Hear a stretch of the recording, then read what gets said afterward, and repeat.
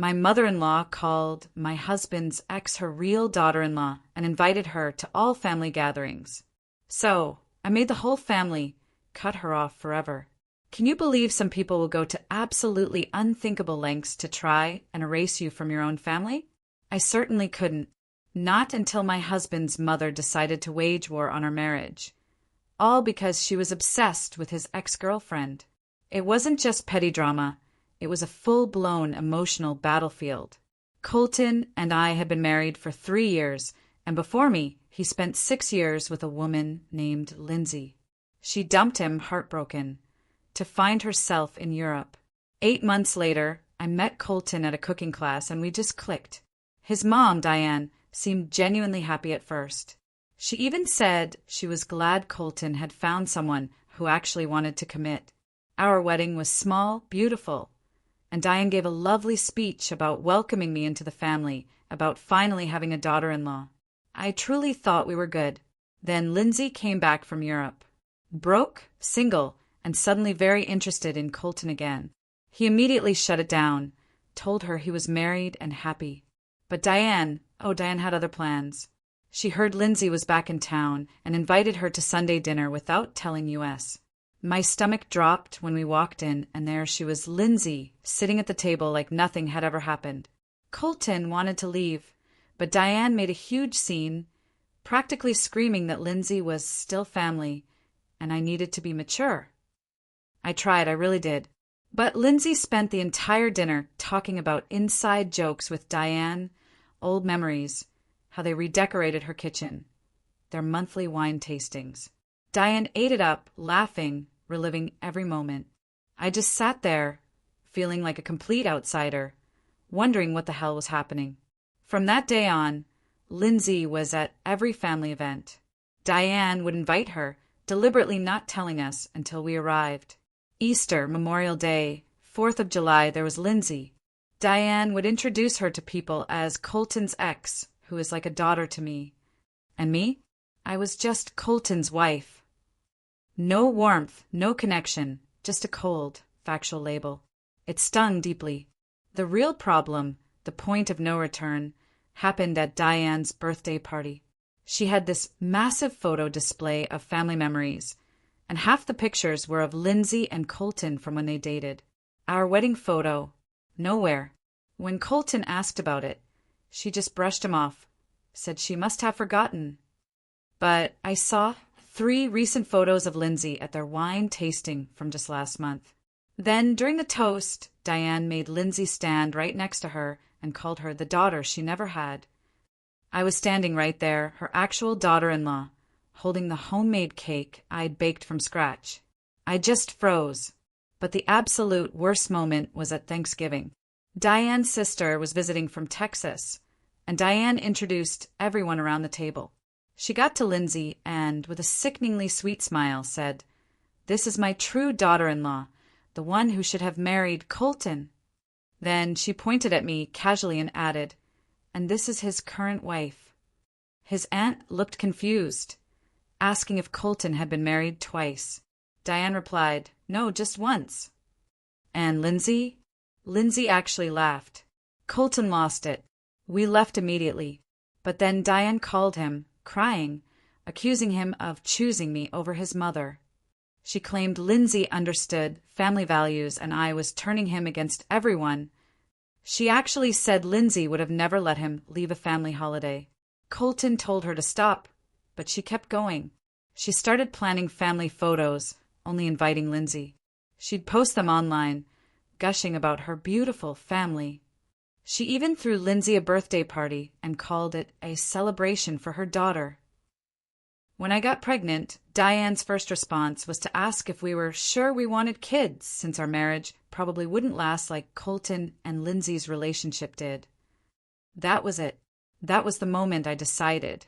If Diane wanted Lindsay as family so bad, she could have her. But it wasn't going to be at my expense or Colton's or our future child's. I wasn't going to roll over and take it anymore. My strategy was subtle but effective. First, I started being the perfect daughter-in-law to everyone except Diane. I helped Colton's dad, Wayne, with his garden, brought him lunch, remembered his medications. I became best friends with Diane's sister, Haley, calling her weekly, sending her grandkids birthday gifts Diane conveniently forgot. I helped Diane's elderly mother, Isabella, with grocery shopping and doctor appointments. Everyone started noticing how involved I was, while Diane was always conveniently busy with Lindsay. Then I started scheduling things. I'd plan family events on days I knew Diane had committed to Lindsay. Colton's dad's birthday dinner? She missed it because Lindsay had concert tickets. The grandkids' school play? Absent because Lindsay needed help moving. Family reunion? Diane didn't show because Lindsay had a crisis about some guy. Each time, I made sure everyone knew exactly why Diane wasn't there. People started asking why she prioritized her son's ex over her actual family. The whispers began. The masterstroke was Christmas. I organized the entire family Christmas at our house. Invited everyone. Diane's side, Wayne's side, cousins from 3 states. I told them all Diane was co-hosting. Then I told Diane the wrong date, the 26th, when it was actually the 23rd. She bought it, distracted planning Lindsay's Christmas Eve party. Christmas came and 30 people showed up. Everyone was asking where Diane was. I acted confused. Said she'd been so involved with Lindsay lately that she must have mixed up the dates. Colton's dad, Wayne, confirmed Diane was at Lindsay's. The entire family was talking about how Diane chose Lindsay over her own family at Christmas. When Diane showed up 3 days later, expecting Christmas dinner, everyone was gone. She saw the dishes, the decorations, the family photo we'd taken without her. Her face turned crimson. She started screaming that I'd tricked her. I stood in our doorway, hand on my belly, watching her face twist. Colton moved closer, his hand finding mine. I could feel how tired he was from months of this. She kept yelling about betrayal and manipulation, that I'd turned her own family against her.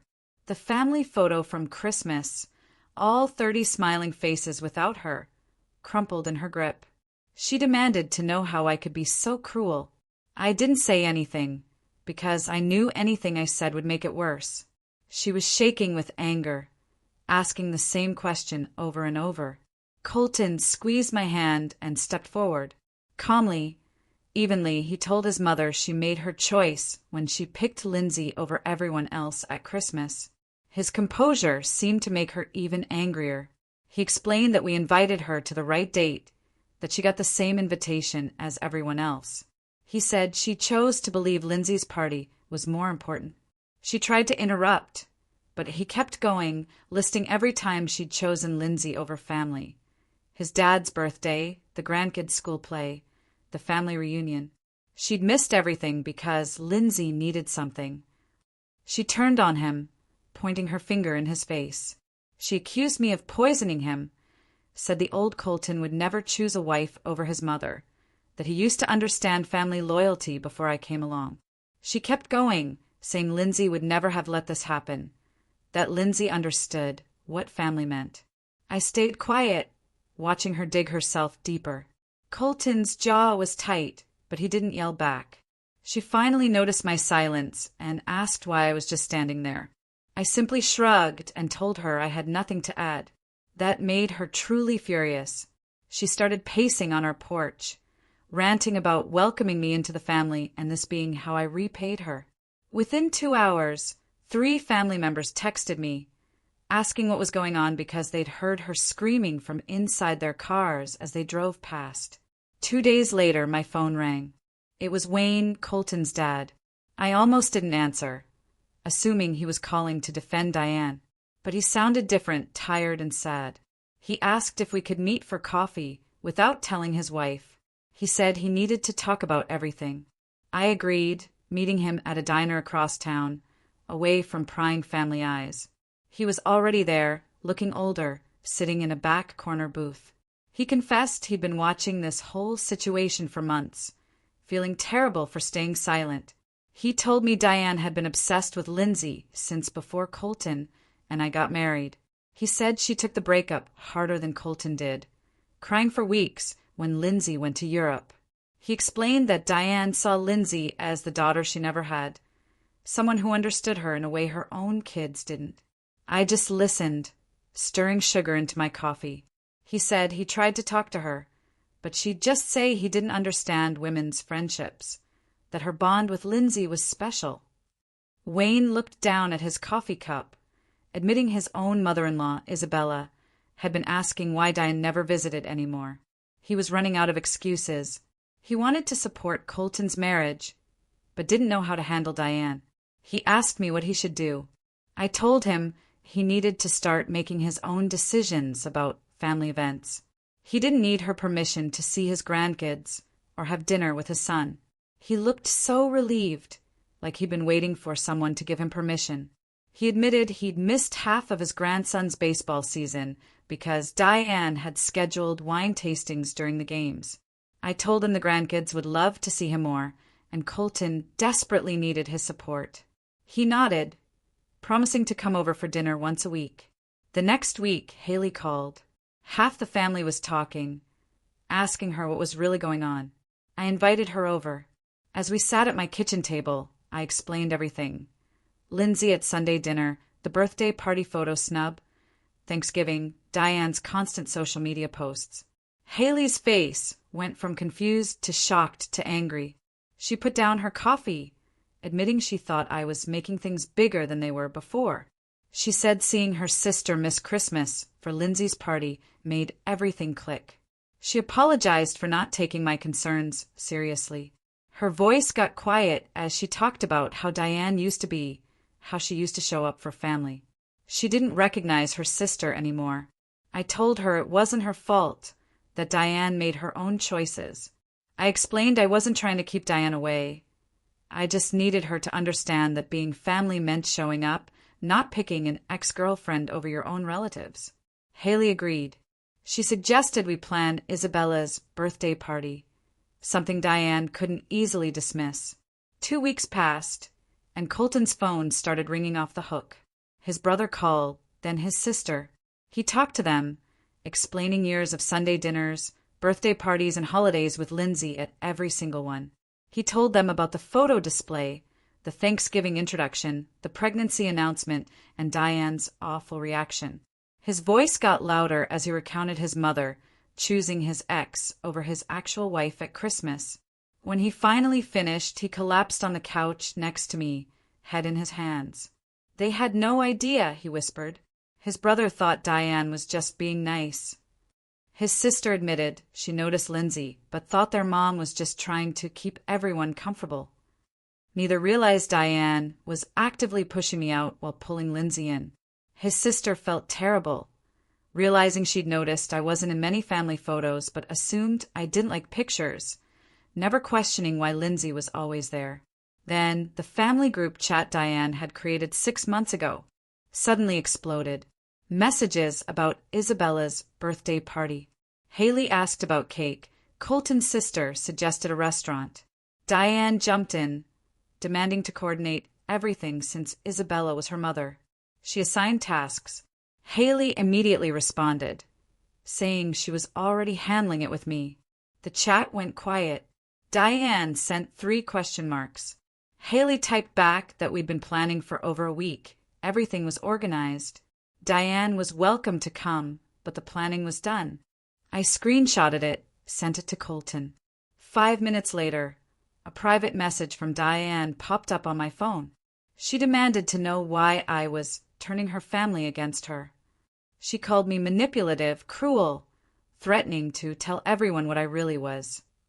My hands shook as I screenshotted every word and sent them to Colton, putting my phone face down. I didn't respond. Colton called his mother 30 minutes later. I could hear his voice through the bedroom door, calm but firm, telling her that threatening his pregnant wife was unacceptable.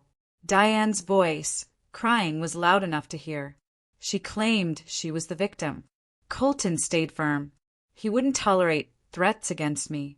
She needed to stop blaming me for the consequences of her choices. She kept crying, saying she just wanted her family back.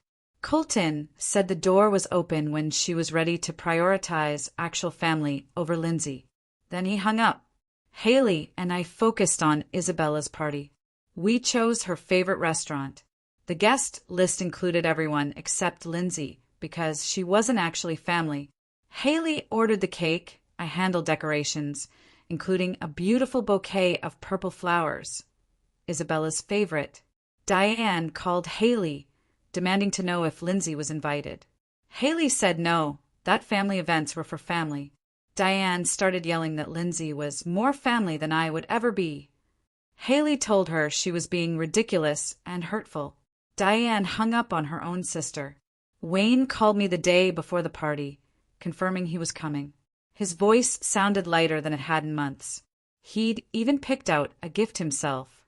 He mentioned he was having lunch with Isabella every week now, and she was doing much better since I'd been helping with her appointments. Saturday afternoon, everyone showed up. Isabella arrived with Wayne, surprised to see so many people. The table was set with purple flowers, cards, gifts. Diane wasn't there. Isabella looked around and asked where her daughter was. The table got quiet.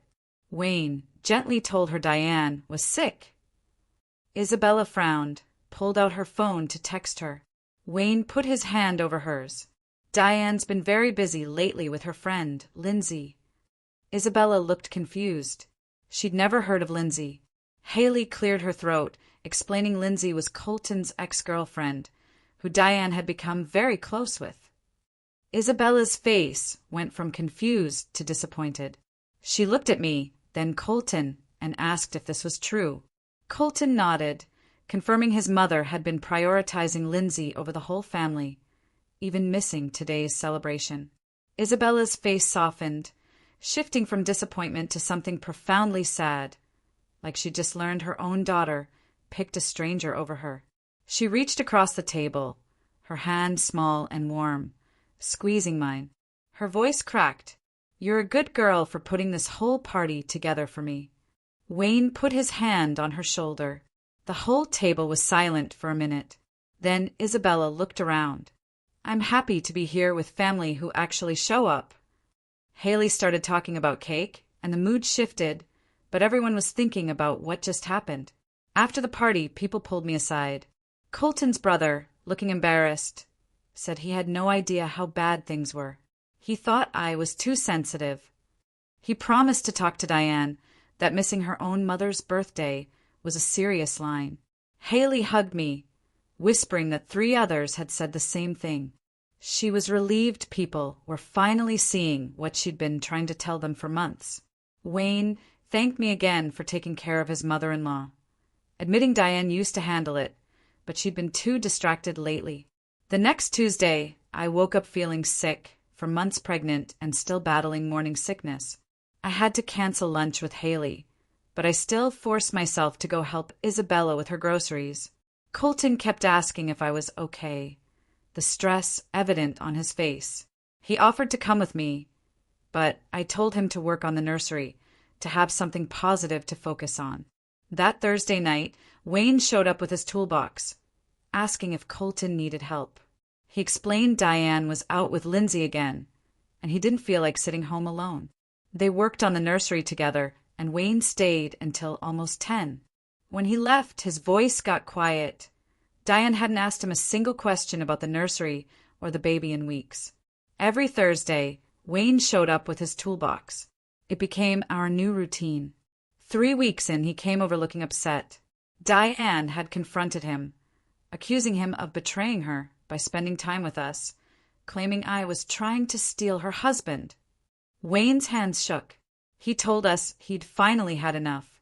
He told Diane straight out he was choosing to have a relationship with his son and future grandchild. He said she was welcome to join, but he wasn't going to miss out on being a grandfather because she wanted to play house with Lindsay. Diane screamed he was picking sides. He said, "Yes, I'm picking my actual family." Colton squeezed his dad's shoulder, telling him he was proud. The screenshots started pouring into my phone that Saturday afternoon. Lindsay had posted an entire photo album on social media from another wine tasting with Diane. Captions gushing about found family, chosen mothers, special bonds. One picture was captioned, "Blood doesn't make you family. Love does. Haley's text asked if I'd seen this garbage. Colton's sister wanted to know if his mom had lost her mind. His brother just sent 3 question marks. I looked at the photos and felt nothing but tired. I was too pregnant, too sick, too focused on actual important things. I put my phone on silent, organizing tiny baby clothes. Colton came in, saw the post, and looked relieved when I said I didn't care anymore. Then he grabbed his phone and blocked Lindsay on every platform he could find. He called his mother. From the nursery, I heard him, calm but firm, telling her she needed to stop discussing his marriage with his ex-girlfriend. He wasn't asking, he was telling. If she wanted any relationship with him or his child, Lindsay's name needed to stop coming out of her mouth when she talked about his family. Diane must have said something back, because Colton's jaw tightened and he repeated himself slower. Then he hung up. He came into the nursery, sat on the floor next to me, looking exhausted, hurt. He told me his mother had refused everything. She'd said Lindsay understood her better than her own children, that she wasn't apologizing for having a friend who actually cared about her feelings. Colton's eyes were wet. Something inside him had broken. I put down the baby clothes and wrapped my arms around him. He cried quietly against my shoulder, and I held him while he processed that his mother valued his ex-girlfriend more than him. 3 weeks later, Haley called with an idea for a baby shower. She listed off names: aunts, cousins, Colton's sister. Then she paused. "Do you want me to invite Diane?" Part of me hoped she'd come, act normal, show she cared. Part of me knew she'd probably bring Lindsay or make it about herself. I told Haley to invite her. It felt wrong not to, even though I was preparing for disappointment. The baby shower happened on a Sunday afternoon. Women started arriving, filling Haley's house. Colton's sister brought a huge gift. Wayne's sister came. Isabella arrived with Haley, immediately asking for the mom-to-be. By 2 o'clock, the living room was packed. Diane wasn't there. I kept watching the door, thinking she was just late. But 3 o'clock came and went, her chair empty. Haley checked her phone. Diane had read the invitation 2 weeks ago, never responded. At 4, someone asked where Diane was, and the room went quiet. Haley said she'd invited her, but Diane must have been too busy. Colton's sister made a disgusted sound. "She's probably out with Lindsay." The other women started openly talking about how strange it was that Diane kept missing family events. Someone mentioned Christmas, someone else Isabella's birthday. I sat there, opening gifts, while the women in Colton's family criticized his mother's absence and defended me, without me saying a word. A generic gift card with Diane's name on the return address showed up 3 days later. The week after the shower, Colton's sister showed up unannounced. She apologized, admitting she hadn't seen how bad things were until Christmas, until the family started talking. She told me about Diane always being controlling, about pitting kids against each other, punishing them by withdrawing affection. She said she thought their mom had gotten better with age, but watching her choose Lindsay over her own grandchild made her realize the problem never went away. I just listened while she cried, apologizing for not standing up for me sooner. She hugged me before she left, saying I was good for Colton, good for the family, even if Diane couldn't see it. 2 days later, I got a 3-page email from Diane. She explained she wouldn't be coming to family events anymore because the family had clearly chosen me over her. She wrote that I'd manipulated everyone with my fake kindness and destroyed her relationship with her children. She claimed I'd turned her own mother against her and poisoned her husband's mind. Lindsay, she wrote, was the only person who truly understood family loyalty. The email went on about how she'd given her whole life to her family, and this was how they repaid her. She hoped I was happy now that I'd won and taken everything from her. I read it twice, forwarded it to Colton, and didn't respond. Colton spent an hour writing his response. He showed it to me before he sent it. A detailed list of every family event Diane had missed because of Lindsay over the past year. Dates, Lindsay's excuses. Every hurtful thing Diane had said about her marriage, starting from our engagement.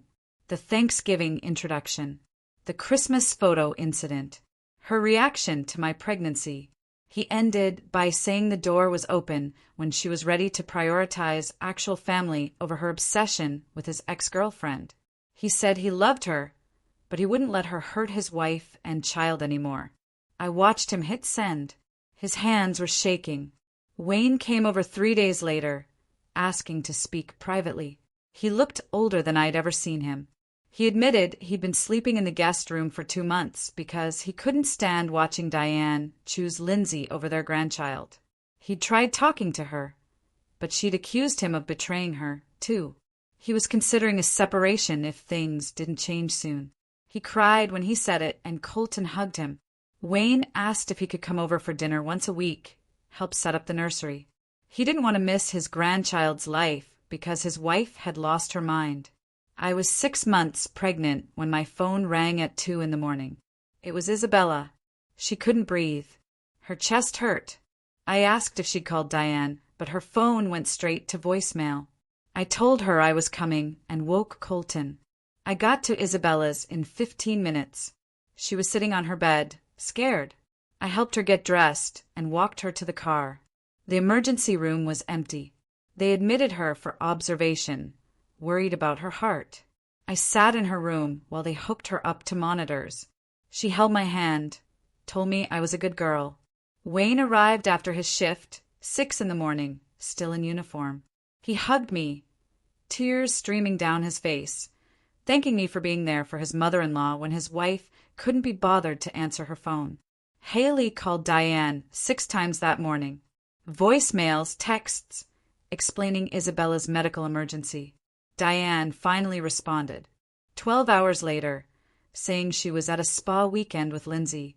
Her phone had been off. She asked what happened, like it wasn't urgent. Haley told me about the conversation, her voice thick with anger. Their mother had chosen a spa day over knowing if her own mother was dying. Isabella stayed for 2 days, recovering from an infection. But Haley told me privately that Isabella was deeply hurt. The family group chat exploded. Colton's brother posted that their mother had been at a spa instead of checking on her own mother. The family dynamic shifted right there. Even Diane's former defenders started questioning her priorities. For days later, Diane showed up at our house unannounced. 7 months pregnant, I answered the door, and she pushed past me, demanding to know why nobody told her about Isabella's emergency. Colton came down, showed her his phone. Haley called 6 times. Wayne 4. Colton twice. All went to voicemail or unanswered. Diane's face went red. She started yelling that we should have tried harder. Colton pulled up her text messages, showing she'd read Haley's messages about the hospital within an hour, but didn't respond for 12. I stood there, hand on my pregnant belly, watching her try to blame everyone else for her choices. She kept saying we didn't understand her important friendship with Lindsay or the stress she'd been under. Colton's voice stayed calm. He told her she needed to leave. She couldn't come back until she was ready to apologize and change her behavior. Diane looked at me like I'd orchestrated the whole thing. She called me a manipulative witch and said I'd destroyed her family. Colton stepped between us and told his mother to get out of our house.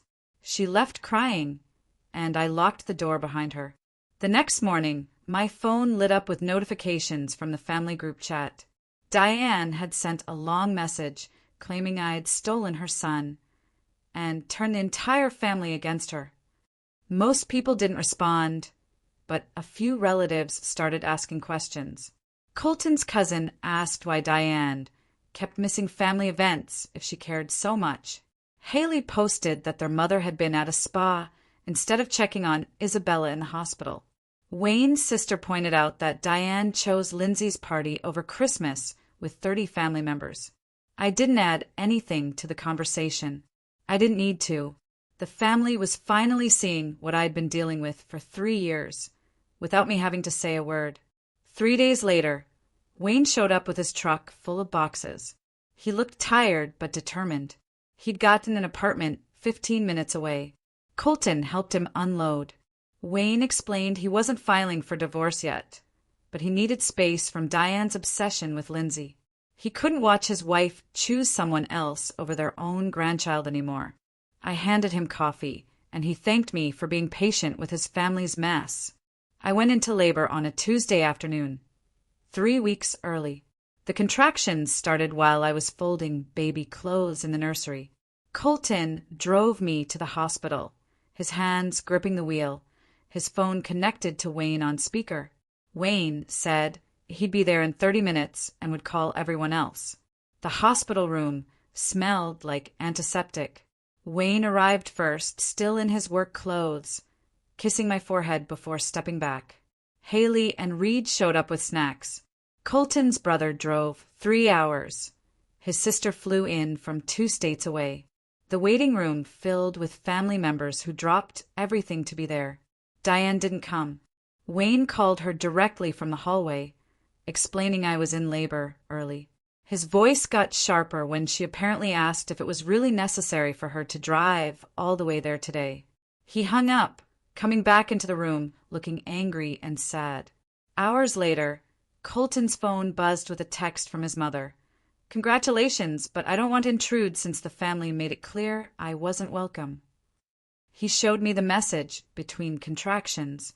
I saw the hurt flash across his face before he put the phone away.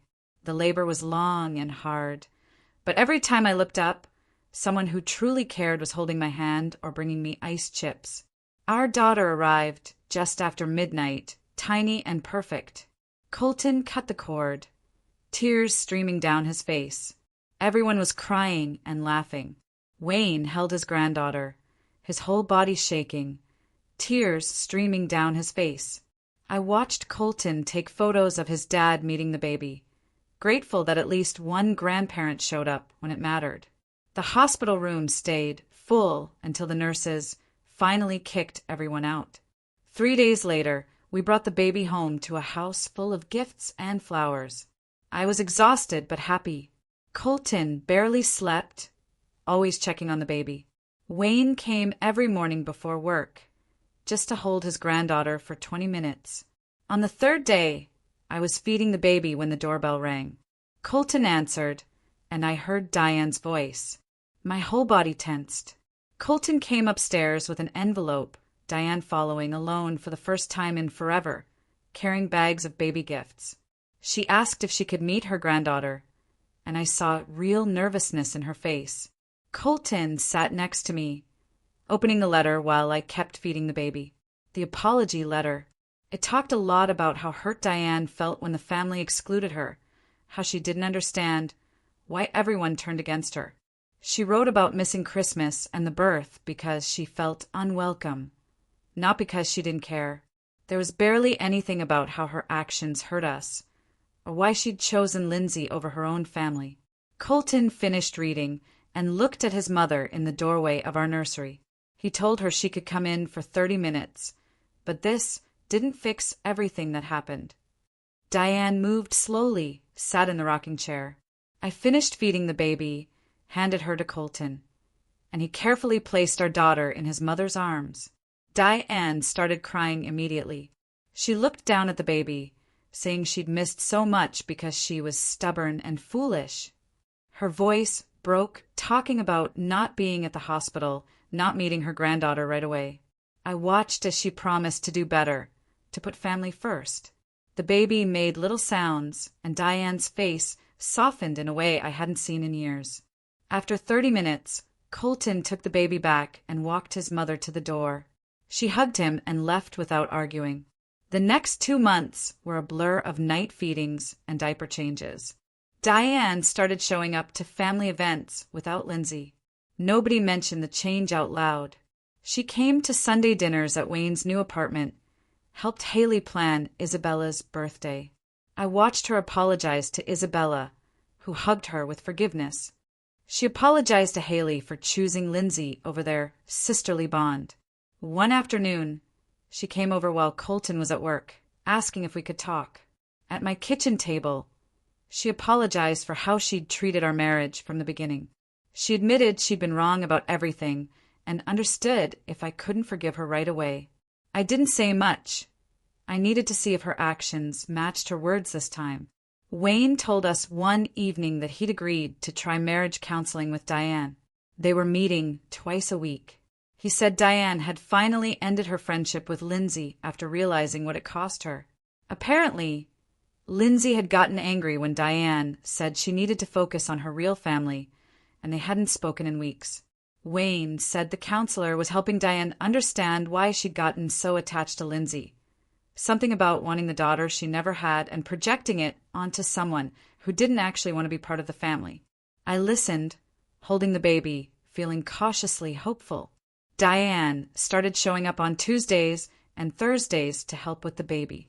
She'd arrive around 10, coffee for me, with this careful smile that didn't quite reach her eyes yet. The first few visits were awkward. We both knew what had happened. Neither wanted to pretend it didn't matter. She'd hold the baby while I showered or folded laundry, and she actually asked questions about feeding schedules instead of telling me what I should be doing.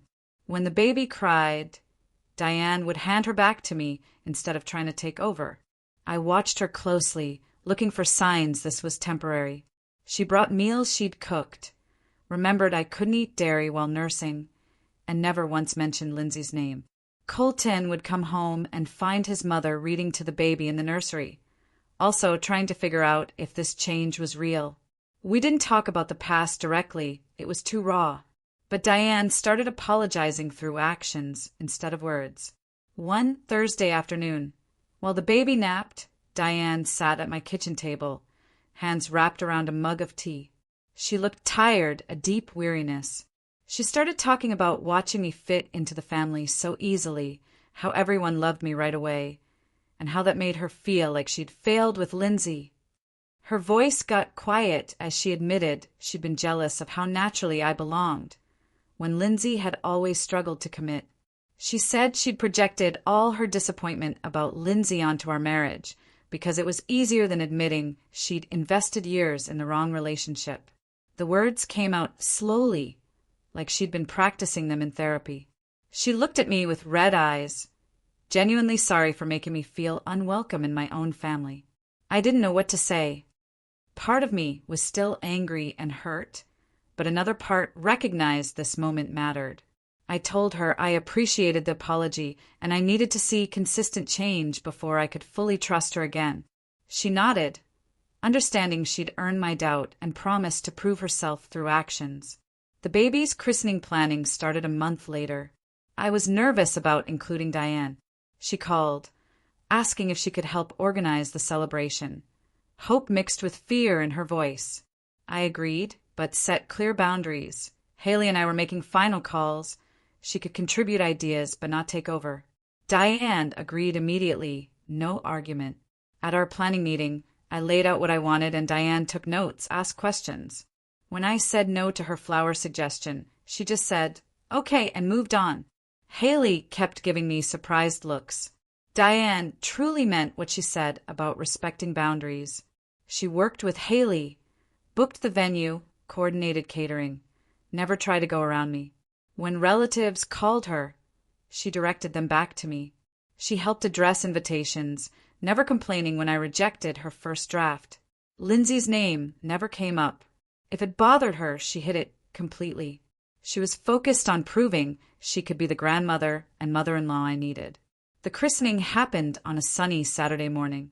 Our daughter wore the gown that had been in Colton's family for 3 generations. Diane had spent hours pressing it.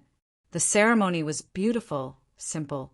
Afterwards, at the reception, Diane had helped set up all the decorations the night before. When it came time for speeches, Diane stood up, a piece of paper shaking in her hands. She talked about family and second chances, humbly. She admitted she'd made serious mistakes in how she treated our marriage, and she thanked me specifically for giving her the opportunity to be part of her granddaughter's life. Her voice broke when she said she didn't deserve this second chance, but was grateful for it every single day. The room was quiet. She looked directly at me. She hoped to spend the rest of her life proving she could be the mother-in-law and grandmother we deserved. 2 weeks later, Wayne called a family dinner at their house. Diane looked nervous. Wayne held her hand, explaining they'd been in counseling for 3 months, helping them reconnect.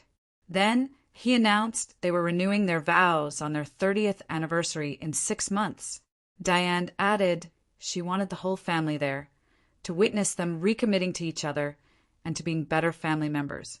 The family erupted in congratulations. Colton squeezed my hand under the table. We both knew how far his parents had come. Haley immediately started planning. Sitting in bed that night, I realized something important.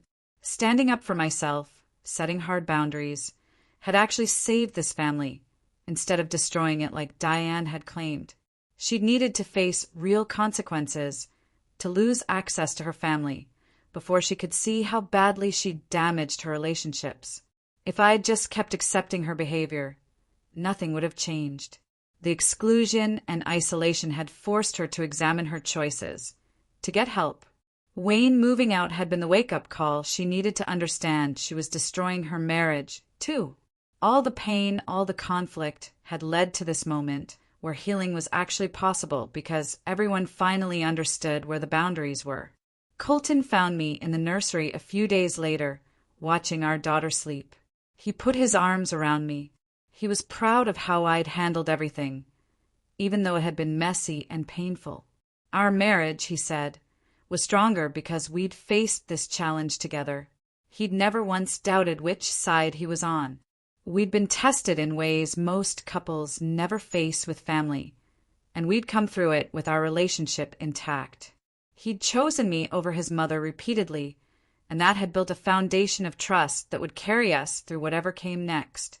He used to worry about balancing his family and his marriage, but now he understood they weren't supposed to be in competition. His mother had created that false choice, and by refusing to accept it, we'd forced everyone to find a healthier dynamic. 6 months after our daughter's birth, family gatherings felt genuinely warm instead of tense and performative. Diane showed up to Sunday dinners at Wayne's house and helped cook. She played with the baby on the floor, asked about my day like she actually cared. She'd rebuilt her relationship with Haley through consistent effort. Wayne looked happier than I'd seen him in years. Lindsay's name hadn't come up in months. The family photos Diane posted now included me and our daughter, with captions that felt real. I'd stopped waiting for the other shoe to drop because Diane's changes had remained consistent. Isabella's health had improved significantly. She told me one Sunday afternoon that I was her favorite granddaughter-in-law, and Diane smiled when she said it instead of looking hurt or jealous. The family joked I'd earned that title through hospital visits and birthday parties. Isabella pulled me aside later, proud of me for standing up for myself when her daughter was being unreasonable. She admitted she'd been worried about Diane's obsession but hadn't known how to address it. Now she felt like she had her daughter back, and she thanked me for forcing the confrontation that led to real change. Thanksgiving arrived 10 months after our daughter's birth. The whole family gathered at Wayne's house he'd offered to host. The kitchen smelled of turkey and stuffing. I was helping clear dishes when Diane appeared beside me, touching my arm gently. She asked if we could talk privately and led me into Wayne's study. Her hands twisted as she looked at me with tears in her eyes. She needed to thank me. She said I could have given up on this family when she made it nearly impossible to be part of it. But instead, I fought for my place and forced everyone to see what really mattered. Her voice cracked. She admitted she was wrong about everything. Wrong about Lindsay. Wrong about our marriage. Wrong about what family actually meant. She was grateful I didn't let her destroy what Colton and I had built, because watching us now showed her what a real partnership looked like. 3 weeks later, I took a pregnancy test.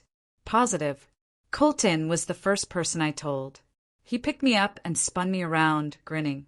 Then I called Diane before telling anyone else. Her reaction made me cry. She started sobbing happy tears, immediately talking about planning a celebration dinner, asking if she could help with anything, promising to be there for every doctor appointment. The difference between this pregnancy and my first hit me hard. Last time, she'd questioned if we should even have kids. Wayne pulled Colton aside one evening. I was downstairs, but Colton told me later what his dad said. Wayne admitted that my actions over the past year had actually saved his marriage, forcing Diane to see what really mattered before it was too late. He said the family was closer now than it had been in years because everyone finally understood where the boundaries were and what showing up actually meant. Wayne thanked Colton for marrying someone strong enough to stand up for herself and smart enough to know how to fix what was broken. Our family found a balance over the following months. I was respected as Colton's wife and our children's mother without having to prove myself constantly. Diane rebuilt her relationships through consistent effort. Everyone understood now that showing up mattered more than history or past relationships. It wasn't perfect, because families never are, but it was real and honest. And that was better than the fake harmony we had before, when everyone pretended not to notice the problems. We'd all learned that sometimes you have to break things completely before you can build them back stronger. Tell me, have you ever had to fight for your place in a family or deal with someone trying to replace you? I'd really love to hear your experiences in the comments below.